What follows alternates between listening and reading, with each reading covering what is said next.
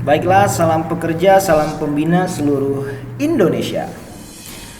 Kembali lagi dengan saya Dani di sini, Bapak Ibu sekalian. Semoga Bapak Ibu dalam kondisi sehat selalu, lancar-lancar rezekinya.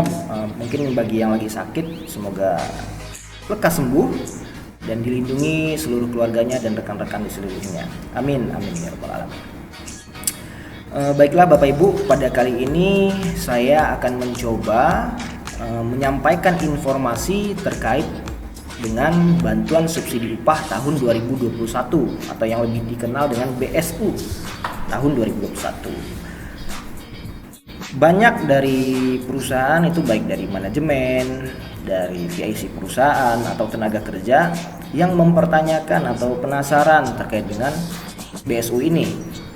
Nah, pada video kali ini semoga pertanyaan dan rasa penasaran tersebut dapat terjawab. Mungkin nggak semua dari pertanyaan tersebut atau rasa penasaran tersebut bisa terjawab, tapi mungkin beberapanya dapat dijawab melalui video kali ini. Baiklah, sebelum kita masuk sesi informasi, saya ingin mengajak Bapak Ibu semua, itu baik tenaga kerja, peserta di BPJS Ketenagakerjaan, atau PIC perusahaan, atau manajemen perusahaan, untuk mengecek kembali data tenaga kerjanya. Yang pertama, apakah sudah terdaftar di BPJS Ketenagakerjaan?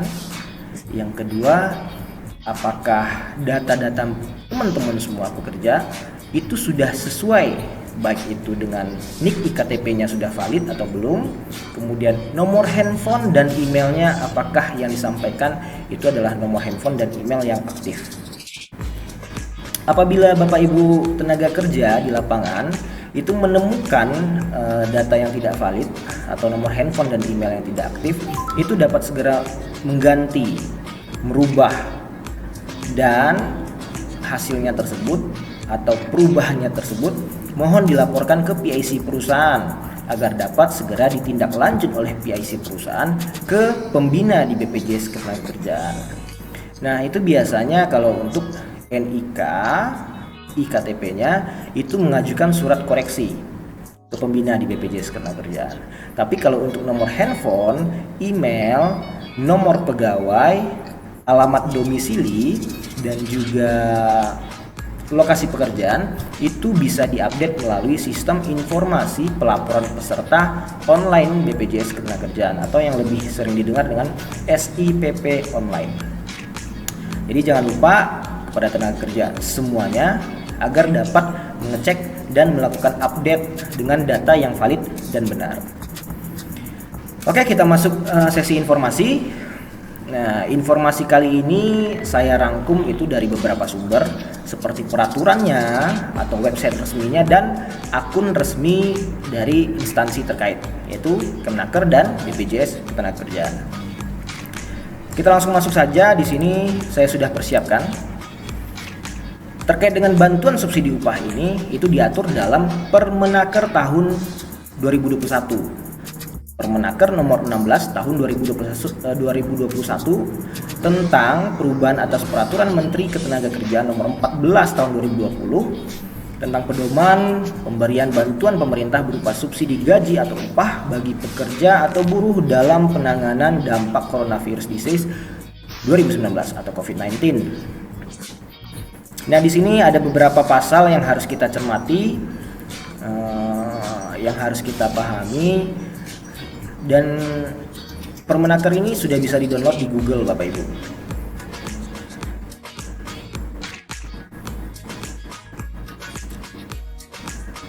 Nah, di sini pada pasal satunya itu menjelaskan apa sih terkait bantuan pemerintah itu apa, pekerja buruh itu apa, gaji upah itu apa, bank penyalurnya itu seperti apa. Di sini Bank Himbara. Bank pemerintah itu Bank Himbara. Oke, ini badan penyelenggaranya, penggunaan anggaran. Ya, ini nanti bisa dibaca. Kita coba masuk sesi untuk persyaratannya. Itu diatur dalam pasal 3 Permenaker ini. Itu pada ayat 2. Pekerja atau buruh sebagaimana dimaksud ayat 1 harus memenuhi persyaratan, diantaranya warga negara Indonesia yang dibuktikan dengan NIK KTP-nya, nomor induk kependudukan di sini kan. Nah, jadi Bapak Ibu coba cek lagi apakah nicknya aktif atau valid.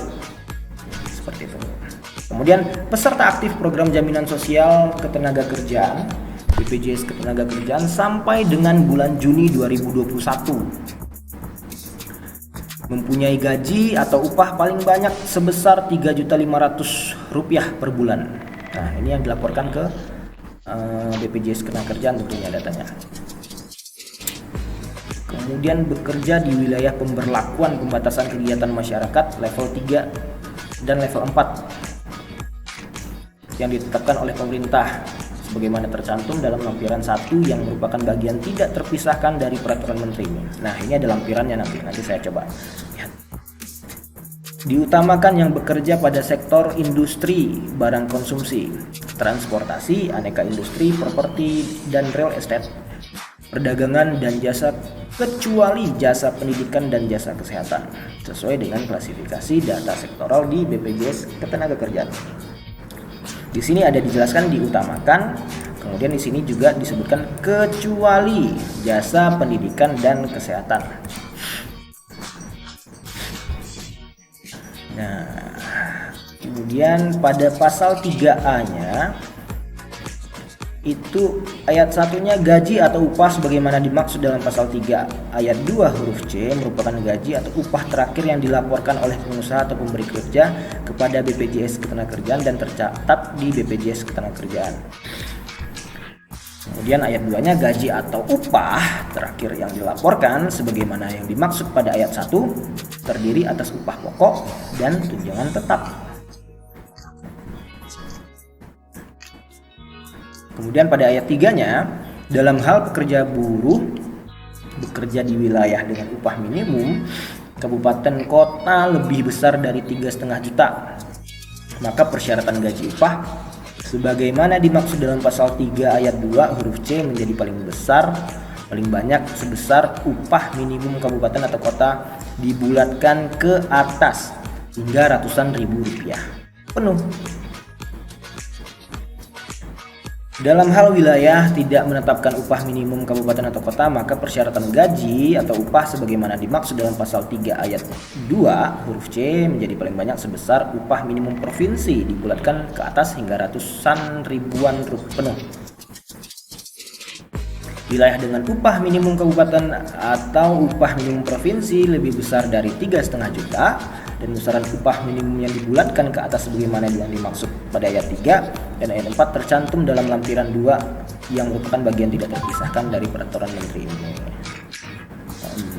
Kemudian pada pasal 3B-nya pemberian bantuan pemerintah berupa subsidi gaji upah sebagaimana dimaksud dalam pasal 3 ayat 1 diprioritaskan bagi pekerja atau buruh yang belum menerima program Kartu Prakerja, program Keluarga Harapan, dan program bantuan produktif usaha mikro.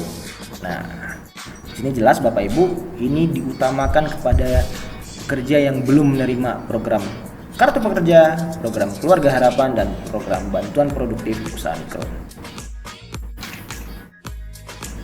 Oke, pada pasal 4-nya bantuan pemerintah subsidi upah ini dalam bentuk uang sebesar 500.000 per bulan selama 2 bulan yang dibayarkan sekaligus. Bantuan pemerintah sebagaimana yang dimaksud pada ayat 1 diberikan berdasarkan jumlah pekerja atau buruh yang memenuhi persyaratan. Kemudian ketersediaan pagu anggaran dalam daftar isian pelaksanaan anggaran Kementerian Ketenagakerjaan.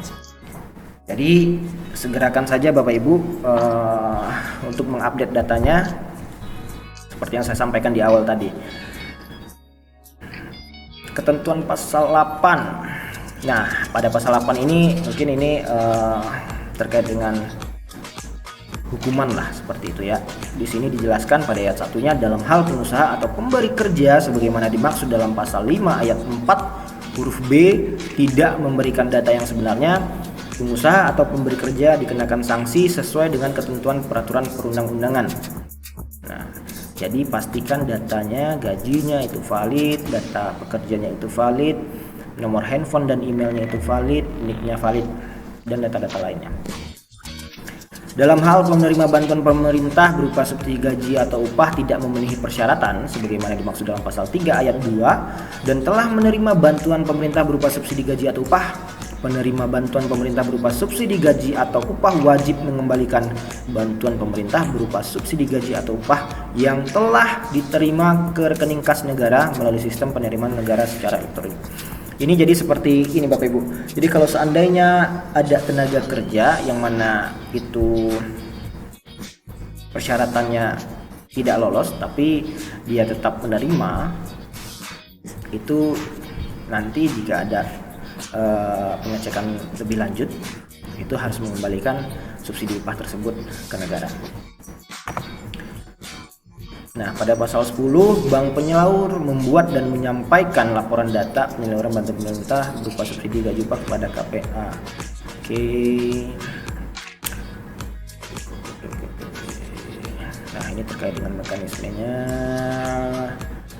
Nah, ini lampirannya Bapak Ibu. Nanti setelah Bapak Ibu download Permenaker 16 tahun 2021 ini, nanti coba dicek aja apakah kota atau wilayah Bapak Ibu itu termasuk dari wilayah PPKM level 3 dan 4.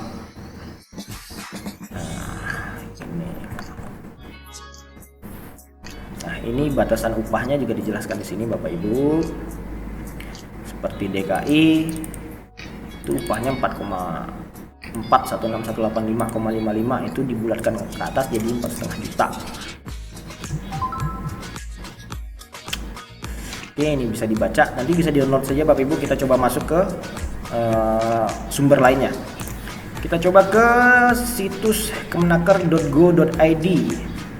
Di sini kemarin saya sudah coba cari-cari, di sini kita cek berita.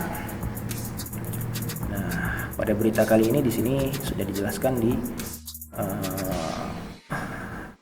menu berita ya, di kemenaker.go.id. Di menu berita ini aja pada Kamis 5 Agustus tahun 2021. Di sini pemerintah melalui Kementerian Ketenagakerjaan menargetkan sebanyak 8,7 juta penerima bantuan subsidi gaji atau upah tahun 2021 bagi pekerja senilai 1 juta. Itu yang dijelaskan tadi. Oke, di sini ya. Permenaker 16 tahun 2021. Pekerja atau buruh yang memenuhi seluruh persyaratan berhak mendapatkan bantuan sebesar 500.000 per bulan selama 2 bulan yang dibayarkan secara sekaligus 1 kali transfer sehingga total yang didapatkan penerima sebesar 1 juta. Adapun persyaratan yang dimaksud yaitu WNI dibuktikan dengan NIK, selanjutnya terdaftar sebagai peserta jaminan sosial. Tenaga kerja yang masih aktif di BPJS Ketenagakerjaan dibuktikan dengan nomor kartu kepesertaan sampai dengan Juni 2021. Dan selain itu pekerja atau buruh berhak mendapatkan bantuan harus mempunyai gaji atau upah paling banyak 3,5 juta. Oke, ini yang dijelaskan tadi di Permenakernya. Oke, ini wilayah PPKM level 3 dan 4 juga dijelaskan dalam Permenakernya. Di sini juga dijelaskan nih Bapak Ibu. Lebih lanjut ia menyatakan bahwa BSU ditamakan pekerja buruh yang bekerja pada sektor industri, barang konsumsi, transportasi, aneka industri, properti dan real estate, perdagangan dan jasa, kecuali jasa pendidikan dan kesehatan. Kemudian menurut Ibu Menaker Ida, bantuan tersebut nantinya ditransfer ke rekening penerima BSU melalui bank BUMN yaitu BRI, BNI, BTN dan Mandiri. Nah, ini jelas ya Bapak Ibu ya. Oke, kita coba masuk ke Instagramnya dulu. Instagramnya untuk Kemenaker di sini centang biru. Nah, berarti ini sudah terverified. Di sini Bapak Ibu sudah bisa lihat nih pertanyaan-pertanyaan. Nah, kita coba lihat salah satu di sini. Bantuan subsidi upah atau gaji, bagaimana pengawasan perusahaan dapat dilakukan untuk memastikan bantuan tepat sasaran? Data penerima bantuan pemerintah berupa subsidi gaji atau upah telah dilakukan verifikasi dan validasi oleh BPJS Ketenagakerjaan sebelum dikirimkan ke Menaker. Dalam hal ini terdapat sanksi bagi perusahaan yang tidak memberikan data yang sebenarnya. Sanksi sesuai dengan ketentuan peraturan perundang-undangan. Penyaluran dana BSU tahun 2021 dilakukan melalui transfer langsung melalui rekening calon penerima BSU yang didaftarkan oleh pemberi kerja kepada BPJS Ketenagakerjaan. Nah, di sini dapat saya sampaikan bahwasanya data-data tenaga kerja yang di awal saya sampaikan tadi, tolong disampaikan data-data yang valid. Ini KTP-nya, nomor handphone, email, dan segala macamnya. Kemudian ini terkait dengan seberapa besar sih dampak BSU terhadap perekonomian kita, seperti misalnya konsumsi, daya beli, atau pertumbuhan. Dari hasil evaluasi BSU tahun lalu menunjukkan 91,1% uang bantuan itu digunakan membeli bahan pangan, 30,8% membayar listrik dan air, 20,9% membayar uang sekolah anak. Kontribusi sektor makanan dan minuman dalam inflasi adalah 0,91%, tertinggi dari seluruh jenis kebutuhan. Dengan adanya bantuan BSU, mayoritas digunakan untuk membeli pangan, diharapkan mampu menjaga daya beli masyarakat. Di sini banyak Bapak Ibu sekalian, jadi banyak pertanyaan-pertanyaan dari beberapa rekan naker yang mempertanyakan apa saja sih, bagaimana sih, dan ini ada jawabannya, beberapa contoh jawabannya. Di sini seperti ini, ada juga pertanyaan, pekerja atau buruh sektor mana saja yang bisa mendapatkan BSU? Program BSU tahun 2021 diutamakan untuk pekerja atau buruh yang bekerja pada sektor usaha industri barang konsumsi, transportasi, aneka industri, properti dan real estate, perdagangan dan jasa, kecuali jasa pendidikan dan kesehatan. Nanti Bapak Ibu bisa cek sendiri di sini di IG-nya. Di bagian postnya itu apa-apa saja. Di sini kayaknya banyak nih informasi-informasi terkait dengan bantuan subsidi upah atau gaji. Untuk mencari informasinya bisa di sini. Kemudian selanjutnya kita coba masuk di situs BPJS Ketenagakerjaan.go.id. Ketika Bapak Ibu buka website ini, di sini Bapak Ibu sudah bisa ngecek. Siap. Nah, di sini cek status calon penerima BSU. Klik saja. Nah, ketika diklik, oke, di sini sudah dijelaskan juga Bapak Ibu. Di bagian paling atasnya itu sudah disebutkan bantuan subsidi upah BSU merupakan upaya pemerintah dalam rangka melakukan pemulihan ekonomi nasional dengan memberikan atau mendukung kebijakan keuangan negara untuk penanganan pandemi corona COVID-19. Bentuk dari bantuan subsidi upah atau BSU berupa bantuan tunai sebesar Rp500.000 per bulan selama 2 bulan yang akan diberikan dalam satu tahap. Nah, ini apakah kamu masuk dalam kategori calon penerima bantuan subsidi upah? Ini kriterianya sesuai dengan Permenaker RI nomor 16 tahun 2021. Ini sebagaimana yang sudah saya jelaskan di Permenaker yang di awal tadi, kita skip dulu ya. Ini bisa dicek. Kemudian tahapan penyaluran bantuan subsidi upah BSU. Yang pertama itu ada di BPJS Ketenagakerjaan. Nah, di awal juga sudah saya sampaikan, Bapak Ibu kembali cek datanya. Jadi yang pertama itu WNI. Dibuktikan dengan bagi KTP. Kemudian kategori peserta penerima upah. Jadi ini kategorinya itu ya peserta PU, penerima upah. Kemudian status aktif posisi 30 Juni 2021. Jadi masih aktif sampai dengan 30 Juni 2021 atau Juni 2021. Upah paling banyaknya 3,5 juta jika UMP atau UMK 3,5 juta menggunakan UMP atau UMK. Jadi jika UMP atau UMK di atas 3,5 juta menggunakan UMP atau UMK. Bekerja di wilayah PPKM level 3 dan 4 sesuai dengan Inmendagri nomor 22 tahun 2021 dan nomor 23 tahun 2021. Ini mungkin dari Permenaker juga sudah dijelaskan di sini ya, yang terkait dengan wilayah-wilayah level 3 dan 4 PPKM itu kan. Dan sektor usaha. Jadi ada beberapa sektor usaha tadi yang seperti yang saya sampaikan di awal, bahwasanya itu sektor usahanya, maaf, itu di sini deh. Ini kayaknya ada tadi nih, saya sampaikan lagi. Nah, ini sektor usahanya itu Sektor usaha industri barang konsumsi, transportasi, aneka industri, properti dan real estate, perdagangan dan jasa, kecuali jasa pendidikan. Oke. Kemudian setelah verifikasi dari BPJS Ketenagakerjaan itu dikirim ke Kemenaker. Nah, dari BPJS Ketenagakerjaan ini verifikasinya itu ya seperti data tadi, NIK-nya itu valid, kemudian wilayahnya sudah sesuai, level 3, level 4 PPKM, sektor usahanya sudah sesuai, kemudian pekerjanya, data pekerjanya lengkap seperti handphone, email, seperti itu. Ya, alangkah baiknya langsung diupdate di SIPP lainnya, handphone, email, nomor pegawai kalau ada, domisilinya, dan juga lokasi pekerjanya biar nggak repot. Dan itu juga bisa jadi backup data tenaga kerja di perusahaan. Oke, setelah proses verifikasi itu masuk validasi administrasi dan pembayaran BSU. Nah, ini udah tahapan di Kemenaker nih. Di sini A, data penerima kartu prakerja atau program keluarga harapan dan program bantuan produktif usaha mikro. Ini seperti yang di Permenaker sampaikan tadi, ini tidak diutamakan. Kita coba cek lagi. Nih, diprioritaskan bagi pekerja buruh yang belum menerima program kartu prakerja, program keluarga harapan atau program bantuan produktif usaha mikro. Nah, ini sama bahasanya. Jadi diutamakan atau diprioritaskan untuk pekerja yang belum menerima ini.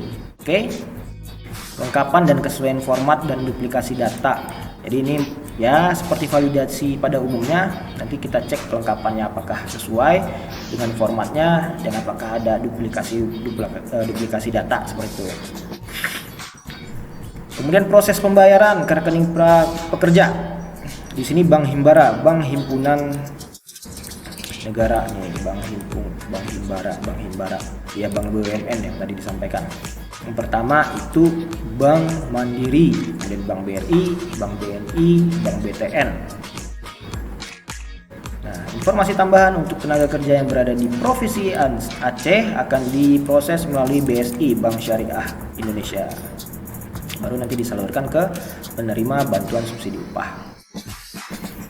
Nah, di sini juga bisa melakukan cek apakah kamu termasuk calon penerima BSU. Oke, di sini baca ya, calon penerima BSU. Bukan penerima BSU. Di sini masih calon. Jadi, kalau calon itu biasanya datanya masuk dulu, datanya dicek, verifikasi, validasi dan segala macam. Kemudian seandainya lolos, berarti kamu berhasil. Tapi kalau seandainya proses verifikasinya lolos, kemudian divalidasinya masih tahap validasi, ketika dicek nggak lolos berarti nggak lolos, seperti itu. Kita coba masuk ke Instagram BPJS Ketenagakerjaan. Nah, di sini juga sudah disampaikan. Di sini Bapak Ibu bisa cek langsung.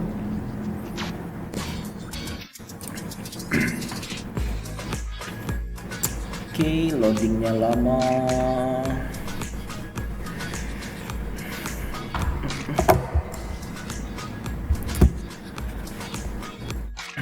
Pemerintah kembali salurkan bantuan subsidi upah pada pekerja patuh kepesertaan jam sostek. Di sini BP Jam Sostek kembali dipercaya sebagai penyedia data pekerja untuk penyaluran bantuan subsidi upah BSU kepada pekerja terdampak pandemi COVID-19. BP Jam Sostek menghimbau agar pemberi kerja selalu tertib membayar iuran dan tertib melaporkan data kepesertaan Jam Sostek agar validitas data terus terjaga dan peserta mendapat perlindungan. Nah, ini tolong diingat Bapak Ibu sekalian, PIC perusahaan dan manajemen perusahaan. Penyerahan data calon penerima BSU dilakukan secara bertahap kepada Kementerian Ketenagakerjaan setelah dilakukan verifikasi dan validasi untuk memastikan penyaluran bantuan tepat sasaran. Pada tahap pertamanya, BP Jam Sostek telah menyerahkan sebanyak 1 juta data kepada Kementerian Ketenagakerjaan. Ini BPJS Ketenagakerjaan menyerahkan data nih. Nah, nanti selanjutnya kan ada pemadanan data atau pengecekan ulang lah, apakah tenaga kerja tersebut sudah menerima bantuan-bantuan yang seperti yang disampaikan tadi itu. Apakah dia sudah terima ini bantuan data penerima kartu prakerja, program keluarga harapan, dan program bantuan produktif usaha mikro. Nah, itu tidak diprioritaskan untuk mendapatkan BSU ini. Kemudian BSU ini merupakan salah satu nilai tambah sebagai peserta aktif BP Jam Sostek selain mendapatkan perlindungan dari risiko kerja dalam bentuk jaminan kecelakaan kerja, jaminan hari tua, jaminan pensiun, dan jaminan kematian. Jadi dengan mengikut sertakan tenaga kerjanya di program BP Jam Sostek, perusahaan atau tenaga kerja yang di perusahaan juga memperoleh manfaat lainnya seperti BSU pada kali ini. Jadi mari Bapak Ibu perusahaan atau manajemen yang mungkin belum mendaftarkan tenaga kerjanya itu mendaftarkan ke BPJS Ketenagakerjaan. Terkait dengan iuran, biaya dan segala macam itu coba konsultasikan ke pembina. Jadi jangan takut, orang-orang BPJS Ketenagakerjaan itu baik-baik semua, Pak. Gak ada yang galak-galak. Oke, kita coba langsung masuk saja ke sso.bpjsketenagakerjaan.go.id. Di sini Bapak Ibu, di sini saya sudah coba login karena saya mendaftar aplikasi BPJS TKU. Untuk login sso.bpjsketenagakerjaan.go.id ini itu bisa menggunakan akun atau usernya di BPJS TKU. Ketika Bapak Ibu coba buka websitenya sso.bpjsketenagakerjaan.go.id, itu akan muncul data Bapak Ibu. Di sini saya nggak scroll ke atas karena di situ ada nick KTP saya, data saya. Jadi saya nggak mau membuka karena kan sifatnya rahasia. Ketika Bapak Ibu ngecek ini, di sini ada kartu digitalnya, ada lihat saldonya, ada klaim saldonya, proses klaimnya lah, kemudian simulasinya, gitu kan. Nanti ini bisa dicek langsung aja. Jadi alangkah baiknya Bapak Ibu pekerja itu mendaftar di aplikasi BPJS TKU agar bisa login di BPJS TKU-nya dan juga di website sso.bpjsketenagakerjaan.go.id dengan data yang valid. Ingat, dengan data yang valid. Kalau seandainya Bapak Ibu tidak biasa atau tidak biasa menggunakan aplikasi-aplikasi, minta bantuan mungkin kepada anak, orang-orang yang dipercaya, kepada istri, kepada keluarga. Ingat, orang-orang yang dipercaya, tapi ini sifatnya rahasia. Jadi sebenarnya ini jangan disampaikan kepada orang-orang lain di data-datanya ini. Alangkah baiknya Bapak Ibu sendiri yang langsung login atau buka. Tapi kalau untuk minta bantuan kepada anak, rasanya masih memungkinkan. Karena ini kan datanya nggak bisa diklaim oleh anak atau oleh istri selama pesertanya masih hidup. Tapi kalau Bapak Ibu langsung ngecek datanya di sini, bisa seperti itu. Dan ini sifatnya rahasia, jangan diberikan kepada orang lain. Ya seperti misalnya tetangga, teman, pada rekan-rekan yang lain itu jangan diberikan. Oke. Di sini ada kolom bantuan subsidi upah. Di sini coba Bapak Ibu klik. Saya coba klik ya. Di sini kan pakai data saya nih. Kalau data saya harusnya tidak masuk sih dalam kategori penerima bantuan subsidi upah. Dia akan loading, muter-muter. Nah, di sini saya bantuan subsidi upah. Tenet. Nah, di sini silang. Kriteria sektor usaha, perusahaan yang dilaporkan kepada BPJS Ketenagakerjaan tidak memenuhi persyaratan klasifikasi sektor usaha industri sesuai Permenaker tahun 2021. Jadi saya tidak masuk klasifikasinya. Jadi saya tidak berhak menerima BSU. Ya wajar, karena itu memang bukan hak saya.